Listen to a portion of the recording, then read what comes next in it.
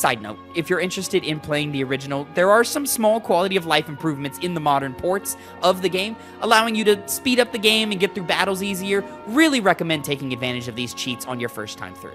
This allowed me to be right alongside all other fans in the climactic moments of Part 2, Final Fantasy VII Rebirth, which was a roller coaster of emotions and tension. I don't know if there's another game that had me screaming in joy and then agony so quickly. And while Part 3 is still on the horizon and many questions are left unanswered, this remake trilogy has checked off every box you could have with a remake. Modern controls, innovative action RPG combat, a revamped and expanded story delivering the ultimate level of fan service without sacrificing quality in storytelling, beautiful visuals and music, and most importantly, the ability to turn new players into die-hard fans. It's unknown how Final Fantasy VII Remake will end, but I've never been happier with being converted into a fandom as much as I am with this.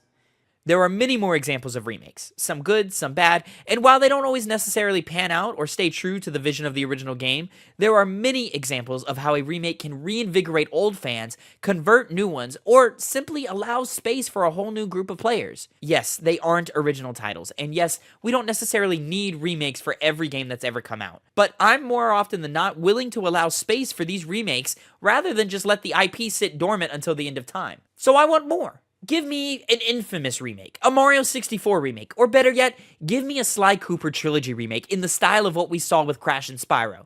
Imagine a Sly 1 with the same structure and gameplay of 2 and 3. Or even a Knights of the Old Republic remake, not that one, that has updated battle systems and visuals so as to not turn away new players. More likely than not, if they fall in love with it, they will likely go revisit the original anyways.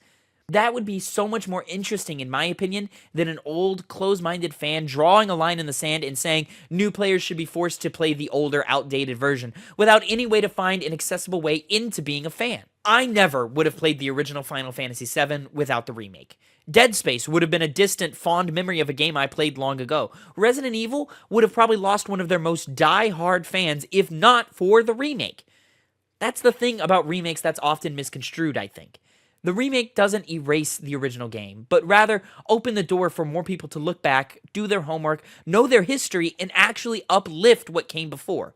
And while yes, we all would love new games to excite us and become classics in their own right, I would argue that with the state and scale of the industry, there is plenty of room for both.